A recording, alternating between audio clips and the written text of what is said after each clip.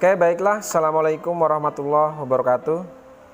Baik, kita lanjutkan untuk laporan keuangan PT Sejahtera, di mana pada tahapan ini kita akan bahas mengenai jurnal penyesuaian atau adjustment entries dari PT Sejahtera. Di mana di dalam ilmu akuntansi bahwa jurnal penyesuaian itu adalah jurnal yang biasanya dibuat pada akhir periode akuntansi, di mana untuk mengalokasikan pendapatan maupun pengeluaran untuk suatu periode akuntansi untuk perubahan-perubahan saldo di dalam akun, sehingga nantinya akan mencerminkan nilai saldo yang sebenarnya.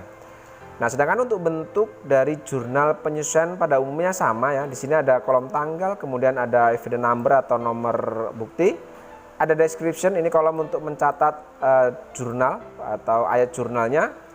Kemudian akun refnya ini bisa kita isi dengan nomor akun nantinya. Kemudian yang selanjutnya di sini ada sisi debit dan ada sisi kredit untuk mencatat nilai saldo dari jurnal yang muncul, seperti itu kira-kira. Oke, baiklah, di sini sudah saya siapkan untuk jurnal penyesuaian atau ayat jurnal penyesuaian dari PT Sejahtera. Oke, sekarang kita akan coba bahas satu-satu untuk bukti memorial dari data penyesuaian PT Sejahtera. Oke, baik, yang pertama di sini untuk BM12-03 bahwa berdasarkan stok opname saldo persediaan per 31 Desember 2018 adalah sebagai berikut. Yang pertama, bahwa persediaan barang dagang ini sudah sama dengan kartu persediaan. Artinya jika sudah sama maka tidak perlu kita catat ke dalam jurnal penyesuaian. Kemudian yang kedua ada persediaan sublease, ini dinilai 3 juta. Ya, dinilai 3 juta pada akhir periode. Nah, untuk mencari berapa nilai beban pemakaian di sini, maka kita perlu tahu berapa nilai saldo dari sublease ini. Oke, sekarang kita lihat di neraca saldo 31 Desember, berapa nilai saldo untuk store sublease-nya atau sublease di sini. Oke, di sini perhatikan untuk store sublease ini ada saldo debit 7.600.000. Ya, ada saldo 7.600.000. Tetapi di sini pada akhir periode ternyata persediaan sublease itu hanya dinilai 3 juta. Berarti di sini ada selisih. Nah, selisih inilah yang disebut dengan beban pemakaiannya atau nilai pemakaiannya. Jadi 7.600.000 dikurangi dengan 3 juta, berarti di sini ada selisih 4.600.000. Nah, 4.600.000 inilah yang akan kita catat ke dalam jurnal penyesuaian sebagai nilai pemakaian atau beban pemakaian atas sublease ini. Nah, jurnal untuk mencatat adanya beban pemakaian atas atas perlengkapan kantor dari PT Sejahtera ini adalah, yang pertama kita masukkan dulu untuk nomornya di sini, tanggalnya kita masukkan. Jangan lupa bahwa untuk penyesuaian penanggalan selalu digunakan tanggal 31 karena untuk penyesuaian sendiri itu selalu dicatat pada akhir periode. Kemudian untuk evidence number atau nomor buktinya adalah BM12-03, dan jurnal untuk mencatat adanya beban pemakaian atas sublease ini adalah store sublease expense atau sublease expense pada store sublease itu sendiri. Nah, nilainya adalah selisih dari saldo tadi dengan taksiran sublease di akhir periode, yaitu 4.600.000. Sehingga di sini untuk debit kreditnya, ya, debitnya adalah 4.600.000 dan kreditnya pun sama 4.600.000. Oke, itu untuk jurnal penyesuaian dari BM1203. Sekarang kita lanjutkan untuk yang bukti memorial yang kedua. Oke, dari bukti memorial yang kedua di sini keterangannya adalah, bukti memonya adalah bahwa dari rekening koran per 31 Desember yang diterima oleh perusahaan diperoleh informasi bahwa saldo kas itu di bank sebesar Rp196.412.150, di mana perbedaan catatan saldo kas yang ada di perusahaan dan yang di bank ini disebabkan adanya transaksi sebagai berikut. Di sini ada pendapatan bunga bank dan ada beban administrasi bank yang ini belum dicatat oleh pihak bank. Nah, untuk mencatat adanya pendapatan bunga dan beban administrasi bank, maka di sini kita catat dalam bentuk jurnal. Oke, yang pertama kita masukkan dulu tanggalnya, jangan lupa tanggal 31 ya di sini. Kemudian nomor buktinya adalah BM12-04. Ayat jurnal atau yang akan kita gunakan untuk mencatat adanya pendapatan bunga ini adalah cash in bank, bank service charge pada interest income. Di mana untuk nominal masing-masing di sini untuk pendapatan bunganya kita masukkan yang 6.500.000 ini. Oke, kita masukkan yang 6.500.000. Kemudian beban administrasi bank ini kita letakkan di debit karena beban di sini sebesar 230. Nah, sehingga yang kita terima cash in bank, maka di sini didapat nilai sebesar 6.270. Ini yang kita terima di cash in bank ya. Jadi pendapatan bunga sebesar 6.500.000 kemudian dipotong dengan adanya beban administrasi bank sehingga kita menerima kas itu sebesar 6.270.000. Oke, seperti itu kira-kira untuk bukti memorial yang kedua. Sekarang kita masuk ke bukti memorial yang ketiga, yaitu BM 12-05. Di sini keterangan bukti memonya adalah bahwa cadangan kerugian piutang ini ditaksir 5% dari saldo piutang dagang di akhir periode. Oke, sekarang kita akan cari berapa nilai cadangan kerugian piutang yang kita dapat dari 5% dari saldo piutang. Sekarang kita hitung di sini. Kita hitung untuk 5% dari cadangan dari piutang, saldo piutang berapa? Oke, kita lihat saldonya di sini. Kita lihat dulu saldo untuk piutang berapa. Baik, untuk core receivable punya nilai saldo sebesar 112.895.000. Di sini bukti memonya adalah bahwa cadangan kerugian piutang itu ditaksir sebesar 5% dari saldo piutang.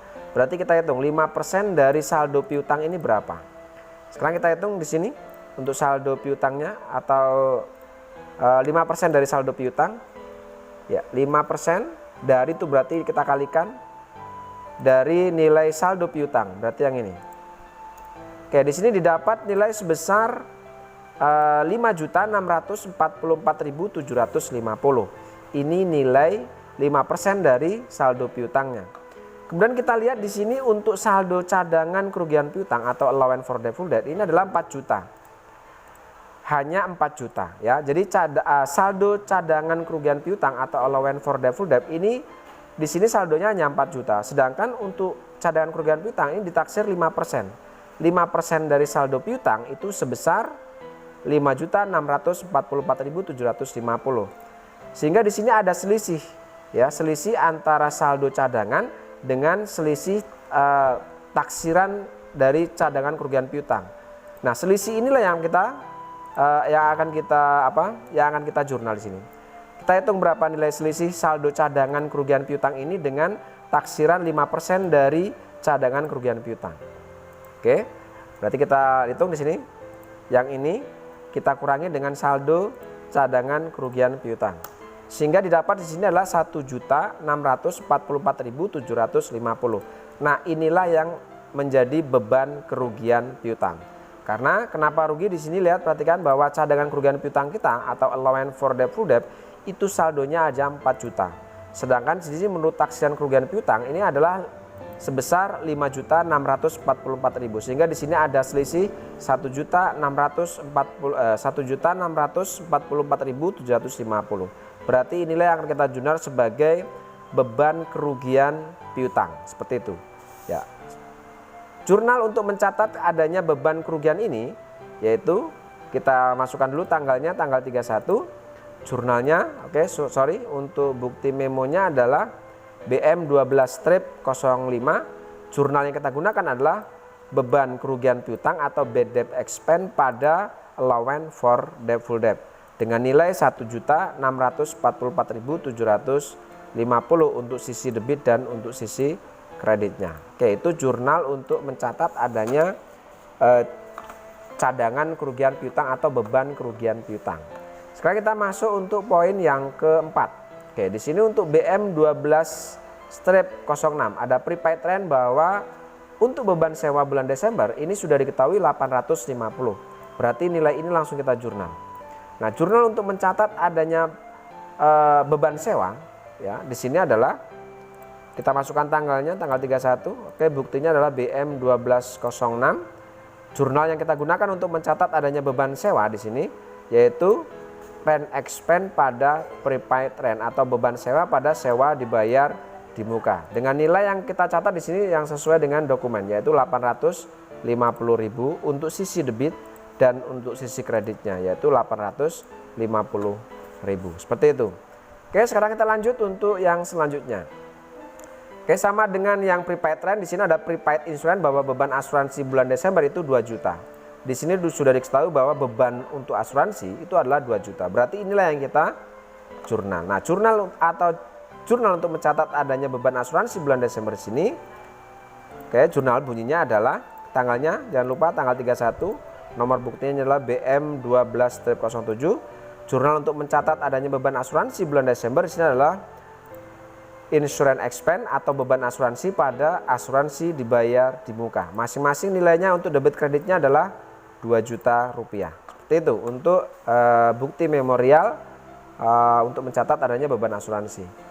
Kemudian yang selanjutnya adalah ada penyusutan aktiva tetap atau bukti memo penyusutan aktiva tetap berdasarkan kebijakan akuntansi perusahaan bahwa untuk building atau gedung itu ada penyusutan sebesar 1.200.000. Ini sudah diketahui nilai penyusutannya untuk gedung adalah 1.200.000 atau building. Kemudian untuk peralatan atau equipment itu nilai penyusutannya adalah 1.250.000.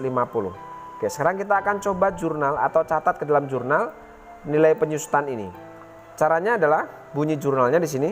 Oke, seperti tadi tanggalnya tanggal 31. Di situ BM 1208. Jurnal yang pertama untuk mencatat adanya penyusutan aktiva tetap untuk gedung di sini adalah depreciation expense building pada akumulasi penyusutan gedung atau accumulated depreciation building di sini. Masing-masing nilainya adalah 1.200.000 untuk sisi debit dan untuk sisi kreditnya. Kemudian untuk mencatat adanya penyusutan aktiva tetap yang kedua atau yang peralatan di sini masih sama, kita gunakan untuk BM-nya masih sama ini. Jurnalnya adalah depreciation expense untuk equipment dan pada akumulasi penyusutan peralatan atau accumulated depreciation equipment. Masing-masing nilainya sama, kita ambil dari dokumen yaitu 1.250.000. Oke, lalu yang BM 1209. Perhatikan di sini. Untuk BM 1209 di sini ada biaya listrik, air dan telepon bulan Desember 2018 ini akan dibayar pada bulan Januari. Artinya beban listrik, telepon dan air ini akan dibayar di bulan depan. Nah, jika biaya listrik, air dan telepon ini akan dibayar bulan Januari, maka otomatis ini akan menjadi hutang.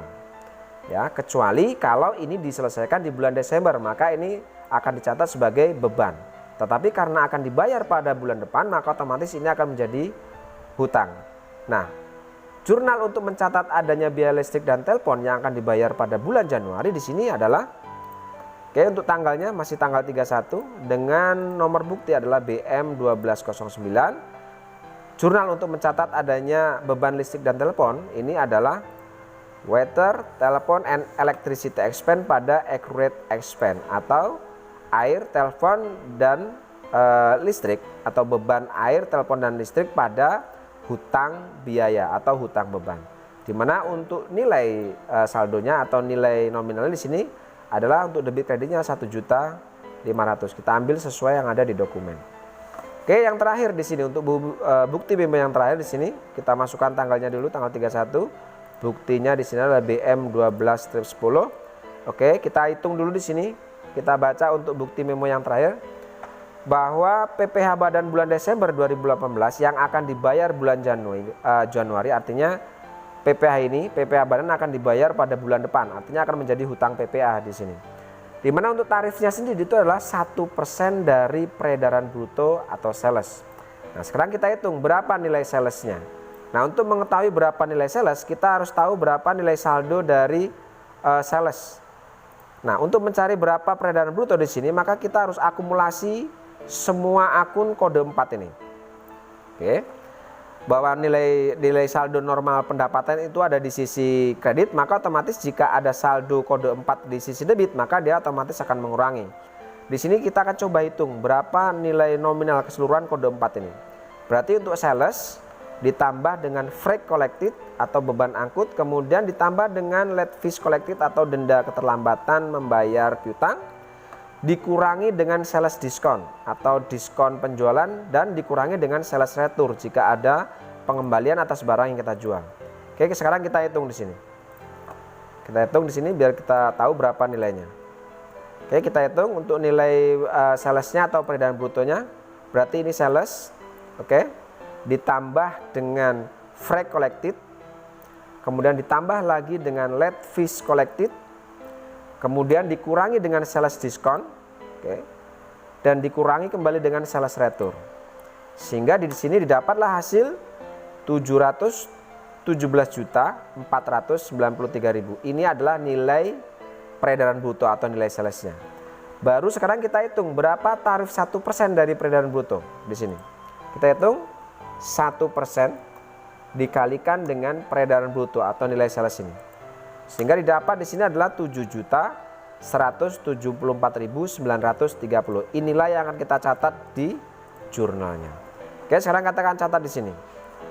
Nah, jurnal untuk mencatat adanya PPh badan ini, maka jurnalnya di sini adalah income tax expense pada income tax payable ya. Seperti itu, nilainya adalah 7.174.930 untuk sisi debit dan untuk sisi kreditnya. Oke, selesai untuk jurnal penyesuaian. Sudah tidak ada lagi dokumen bukti memo yang harus kita catat. Oke, jika sudah selesai seperti ini, maka langkah selanjutnya adalah kita akan coba total berapa nilai atau jumlah debit dan kreditnya di sisi jumlah ini. Oke, setelah saya jumlah di sini didapat untuk sisi debit itu sebesar 26.719.680 untuk sisi debit, dan untuk sisi kreditnya sama 26.719.680. Oke, seperti itu kira-kira untuk jurnal penyesuaian atau jurnal yang kita gunakan untuk mencatat adanya bukti memorial yang ada di PT Sejahtera. Oke, saya rasa cukup untuk pertemuan kali ini. Untuk selanjutnya kita akan bahas mengenai neraca lajur setelah adanya penyesuaian ini. Terima kasih. Assalamualaikum warahmatullahi wabarakatuh.